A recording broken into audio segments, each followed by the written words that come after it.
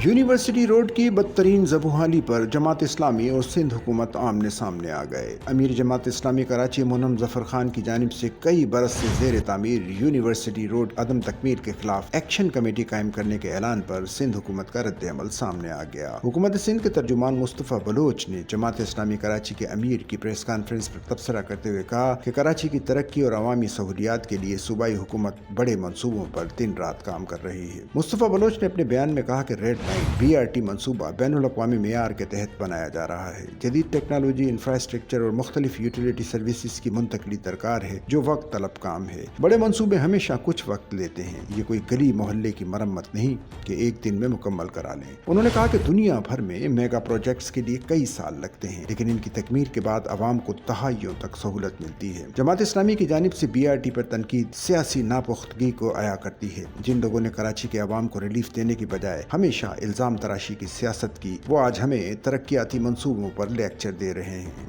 Mustafa Bloch ने कहा कि जमात इस्लामी ये बताए कि अरबों रुपए के फंड्स मिलने के बावजूद उन्होंने वो सड़कें क्यों नहीं बनाई जो उनके मातहत हैं। आज भी अवाम पूछ रहे हैं कि जमात इस्लामी को मिलने वाला पैसा कहाँ गया। जमात इस्लामी की बद इंतजामी और लापरवाही के बाइस मॉडल टाउन में कीमती जानें ज़ाया हुई। लोग गढ़ों में दब कर अपनी जिंदगियां हार बैठे। किसी की भी कोताही या गफलत से किसी की जान जाना मामूली बात नहीं, ये संगीन जुर्म है। तर्जुमान सिंध हुकूमत ने कहा कि पाकिस्तान पीपल्स पार्टी और सूबाई हुकूमत शफाफियत और खिदमत पर यकीन रखती है। हमारे मंसूबे अवाम के लिए हैं, हम तराशी पर है।